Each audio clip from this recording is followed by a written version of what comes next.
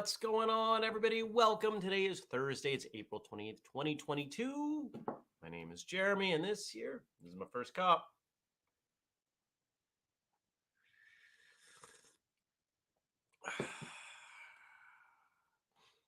And good morning to Josh and Mark and Nathan and all the rest of you, whether you're watching live later or listening. Thanks for joining me. It's snowing, so that's fun. It snowed yesterday. We usually have some snow end of April, early May. This might be the last little bit, but who knows? Maybe not. Good morning, Jenny. It's always hard to tell here in New England, especially northern New England. What's the weather going to do today? I don't know. Could be everything. Can go from snow to sun to who knows what. 50, 60-degree swings. Makes it interesting. How was your Wednesday? What did you do? Did you train? Did you check out an episode of Martial Arts Radio? Did you read a book? Some of you bought stuff at whistlekick.com. That was cool. Thanks for that. Yeah. What'd you do? I want to know what you did. I took it easy. I did a little bit of work, cleaned up the house a little bit, and mostly just rested because I realized, and maybe you could tell, maybe you couldn't, I was kind of fried from last weekend. And knowing that we've got another big weekend coming, I decided to chill. So, did the things I had to do and didn't do anything else. Rested, watched some TV, took a nap. It was nice. Good morning, Dennis and Brian. Good morning, Gad. Josh likes this mug. This is one of the few that I bring on the show that has nothing to do with martial arts. It's a hiker. Handmade. It's a Vermont artist. I would tell you who, but it's on the bottom, so I'm not going to be able to do that right now. And I thought I would bring the robe back for today. I don't usually wear a robe on the show anymore, but I wanted to wear a robe, so I'm wearing this one. It's Thursday. We've got an episode of Martial Arts Radio. Let's check it out. What is today? Brian says yesterday that he worked in the office, came home, helped Dad pick up his motorcycle from the shop with his new back tire, then took it easy at home for the rest of the night. Gad had a day off due to King's Day, so I trained in the morning. Best start of the day. Nice. And good morning to you, Tommy. So I'm firing up here. We're Dropbox. There we go. Dropbox. And we're getting to episodes. And here we go. And here we go. All right. So this is an episode that I've wanted to do for a little while. Andrew and I did this about a month ago. Where have all the heroes gone? The gist is when we talk about who are the big celebrities in martial arts, most of them are celebrities now because of what they did decades ago. And it doesn't seem like we have other people coming in to replace them. Our biggest martial arts celebrity has been passed on for over 50 years. That's crazy to me. So we talk about that and what I think maybe needs to happen and why it's important and all that. So you'll find that on YouTube and in your podcast feed and a bunch of other places. So check it out. And if you have feedback, I would love to hear it as always. Good morning, Stacy. Yeah, Andrew and I are going to record a couple episodes today. What else? Yeah, it's going to be another light day. I'll probably pack up for tomorrow. There are a handful of things I got to prep, some printouts I got to make. Yeah, we'll get through it. Always do. I will admit, my house is a little...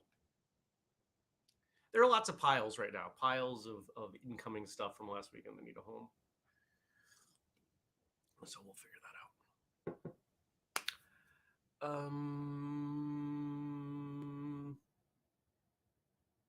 Yeah, I think that's it. There's not a lot going on. There's not a lot going on. So, do we switch gears already? It feels like a really short opening. Oh, that's what I'll tell you. So the question I posed yesterday on Facebook in the group was, What are the best non-martial arts shoes to wear day to day for potential situations? And we'll talk about that later. I had a number of you write in on that one, so that's good. I'm getting better at asking these questions. So go me. And thanks to all of you for actually responding to them. Stacy says, 4 days in a row with Andrew. Are your smile and laughing muscles ready? Probably not, but we'll find a way through. And good morning, Andy. All these people here. Yeah, I guess we'll see what Frank sent over. All right, so Frank has some questions today about cryptocurrency. So we're going to talk about that. Except I've hinted at that a little bit.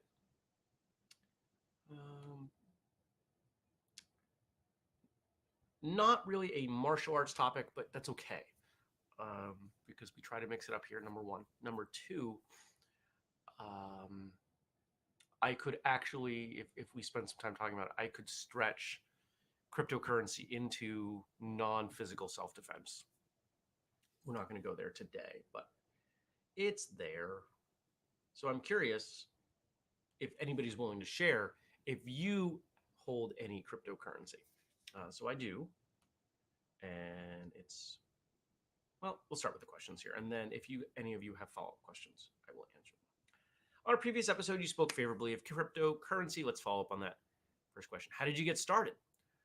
I don't even remember. Actually, that's not true. A couple years ago, this would have been early 2020, I had outgrown and it's not a savings account. I don't want to call it a retirement account, but Acorns, if any of you are familiar with Acorns, excuse me, I had outgrown that and opened a Robinhood account because they have no fee trades and moved all the money over. And Robinhood had a few cryptocurrency options. So I bought some and it went up a lot, like a lot. And I started reading more and more and buying more and reading more and buying more and reading more. And when I say buying more, I'm buying small amounts at a time. A few dollars here and there. Literally a few dollars, $2, $3, $5. Because some of them are likely to stick around for a while. Some of them are going to be here for much longer than I'm going to be alive. Have I discovered any good sources of information?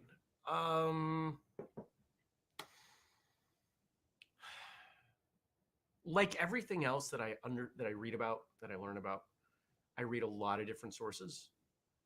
And one of the challenges with cryptocurrency is that it is clear that there's a lot of bias from a lot of people in the space. There are a lot of people who have significant holdings in cryptocurrency who are trying to get you to buy cryptocurrency because it will make their cryptocurrency go up. People try to do the same thing with stocks, but it's a little more regulated there. I'm not trying to trade cryptocurrency. I'm trying to buy and hold on to for long periods of time cryptocurrency. So it makes it a little bit different. Yeah, I'll say that now. So most of what I have is in Bitcoin because Bitcoin is likely to be the one that remains the longest and has the most value because it kind of first mover advantage, if you know that term. And sometimes when people talk about cryptocurrency and they push back on it, they'll say things like, oh, well, how do you know? Or it's not any, it's, they'll make these comments, right? They'll make critical comments about cryptocurrency in general. You can make the same criticisms of the dollar, of any national currency. The difference being you can't make more Bitcoin. It's not possible. Its value can only go up as more people buy it. And you might say, well, how do you know more people are going to buy it? Because there's a lot of pressure bringing retirement accounts into Bitcoin, and it's happening. Who was it that just opened something up for a 401k? This was in the last, this was this week they announced this. It was one of the big ones. It wasn't like Schwab, but it was something that big. And that means we're looking at billions of dollars now being able to buy Bitcoin. It's a big deal. So, question 3, how would you recommend someone get started with cryptocurrency? Um, I would grab a Robinhood account because there are no fees. If you want my Robinhood like sign up code, just message me and I'll give it to you. I think we both get a free stock that's probably going to be worth like $10, but I think Robinhood's a good place. Are there other cryptocurrencies that you can't buy on Robinhood? Yeah, lots of them. If you're starting out, should you be dealing with them? No. It's kind of like doing martial arts, right? Like you start training. Are there a million and one things you can learn? Yes. Should you be worried about them? No. Just start with the basics, like everything else.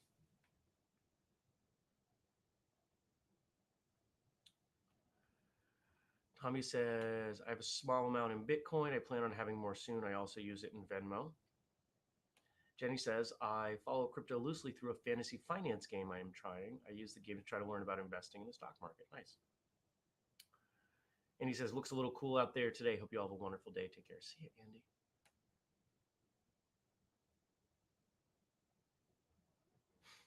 Yep. Tommy, you are right. Same criticism in the 1700s about the American dollar. It lasted almost a century. Then World War I hit and became global. Um, Once you realize that money is only money because we agree that it's money, the arguments against cryptocurrency really don't carry as much weight. So, one of the other things I like about Robinhood as a platform is when you start to get a significant amount of cryptocurrency, you can transfer it out. You can have your own what's called a cryptocurrency wallet, and there's no fees for moving that out either. So everywhere else I'm familiar with, you have to pay a fee when you buy. Why pay fees? You don't have to. And that's part of why I'm able to do small amounts, and I do small amounts every day. I just throw a little bit at it every day. It's automated.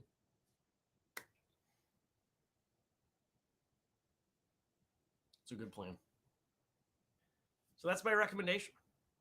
Um, at the top, I mentioned that I thought there was a non physical self defense thread there, and I would suggest that it has to do with um, preserving wealth. Let's call that the idea that if you take dollars or any national currency and you put them in a safe, let them sit there, they will lose value because they will make the entities behind them will make more. They will print more. That is not the case with cryptocurrency. At least most cryptocurrencies, Bitcoin being the one that I'm most invested in and most going to recommend that you consider. Because what's the maximum? 21 million. There are only 21 million Bitcoins available. And can't make more. Well, so you might ask, well, what happens if you need more? It's almost infinitely divisible. So we go down to pennies in the US, you can go out several more places. So it's going to be the idea of getting down to one called Satoshis, one of these like very, very fractional elements. We're not getting there. We're not going to get there for a long time. Probably not in our lifetimes. Fractions of pennies. All right. And if anybody has follow-up questions, you can ask in the chat. If it's something you're not comfortable asking publicly, you're welcome to message me, email me, jeremy@whistlekick.com. Most of you are connected with me on Facebook. You can message me there. Yeah. All right. So question about shoes for Thursday. Best non-martial arts shoes to wear day to day for potential situations. And we had some good answers in here, interesting answers, not all of them being ones that I would have expected. Jared says there's 2 ways to answer this, and both can be correct. 1, steel-toed boots makes your feet weapons with little risk to you. Or 2, no sole shoes, shoes without any raise of the heel. Any addition to the heel disrupts your balance and sensitivity to the ground. We train in bare feet, so have shoes that mimic bare feet. I agree. I wear shoes like this, but because of my knees. Having a heel messes with my knees and has messed with my knees. Mark says sneakers if they count as shoes, and they certainly do. And if not, then combat boots. Dennis says sneakers all day, every day. Sneakers are comfy, provide a good grip with the ground, and enable me to pivot for punching, maintain footing while kicking, have good traction for throwing, and when all else fails, excellent cushioning and support to run. And Jeremy says, I wear Fayus as my everyday sneaker, and I love them. So, how about the rest of you? What do you think about in terms of shoes, sneakers, boots, whatever, for your impromptu, unexpected self defense situations? Everything I wear, I can run, I can kick. I don't wear big, heavy boots with the possible exception of hiking. There are times when I hike and I wear something heavier, but my most recent hiking boots are far more flexible and pretty much sneakers. So I think I would be fine with those. Have anything else I would wear? I don't think so. Any of you? Any of you? What do you think?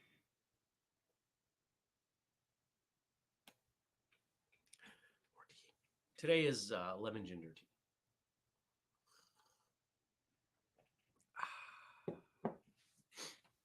More snow. Gad says he currently wears Asics gel, very comfy and light. Now, we talked about yesterday, we talked about, do you think about these things when you buy clothing? Do you think about these things when you buy shoes? Do you think about, what if I have to kick somebody? What if I get into an altercation? Are these shoes going to work well? And when I talk to women about self-defense, like, this is a big challenge. The idea that most women's footwear, at least the dress or professionally appropriate footwear, is not good for any of these scenarios. And that stinks, right? Like, as guys, we've got more options that I think have overlap. And there are women that I know who don't wear high heels at all because of this reason. They can't run in high heels, so they don't bother.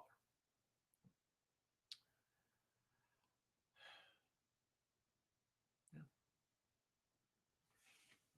Stacy says, since I pretty much live in Birkenstocks or sneakers, I'm going to go with sneakers. I even train in sneakers at times as my feet are flat and my ankles pronate badly. And aside, I even got married in Birkenstocks. Oh, fun. Tommy says, part of the reason I said Converse is because as a lineman, I got tired of boots. Hiking is an exception, but mine are lightweight. I like Converse because they're a true flat shoe. It's close to barefoot. What? So this is still sitting here from when I showed them the other day. These will go live soon. This is essentially a Converse shoe, and it is flat. The thing I don't like about them is that the sole is thick, and I try to get as thin of a sole as possible because I like being able to feel the ground. I like knowing what's going on there. Stacy says, what are high heels? And Jenny says, I practice in whatever shoes I need to wear to make sure I know how I can use them. If I'm wearing heels, that sucker is coming off and becoming a weapon really quick. Sneakers are great for scraping a shin as a stun move. I rarely wear anything other than sneakers, and if I do, it's a slip-on shoe that will come off immediately. I'm glad you think about these things. Well said. All right, give you a couple minutes, if that, to see if anybody else has anything, any questions, anything about shoes or crypto or anything else, and then I'm going to fade out. Well, thank you, Tommy. Tommy says he's going to give these shoes a try. I appreciate it. So tomorrow's Friday, so we got jokes. I'm going to be out not too long after the show. I'm going to be out, 12. Yeah, I've got just enough time in the morning to pack up the car and bring everything I need to bring. And then it's all in weekend. We've been working to this for a while. Remember when we first talked about All In Weekend? Back in November? We revealed the event November 12th. Well, no, what date was it? November whatever. A free training day. November 12th is this year's free training day. All right. Well, thanks for coming by. Thanks for joining me. I hope you have a great day. I hope you check out this episode of Martial Arts Radio. And if you have other ideas, how else we build heroes, I want to hear them because it's something I think is important. And when you check out the episode, you'll know more about what I'm talking about. Josh says, definitely had shoes fly off when training. Do any of you train to kick your shoes as a distraction? I don't, but I don't think any of my shoes would come off. I don't wear any slip-ons. Everything I wear laces. If I needed a distraction, it would be my belt. But there's no right answer. If you have stuff to contribute to the show, you can leave it at facebook.com/firstcupwithjeremy. You can also email me, jeremy@whistlekick.com, especially if you don't do Facebook. We do the show every weekday, 6:30 a.m. U.S. Eastern Time on Facebook, on YouTube, Tuesdays and Thursdays, like today. We are on Twitch. Monday, Wednesday, Friday, we're on Twitter. And if you want to support us in all the things that we do, you can buy something at whistlekick.com using the code FIRSTCUP15. You could join the Patreon and get exclusive bonus content, patreon.com/whistlekick. But if you want the full list, all the things you can do to help us on our mission to connect, educate, and entertain, whistlekick.com/family.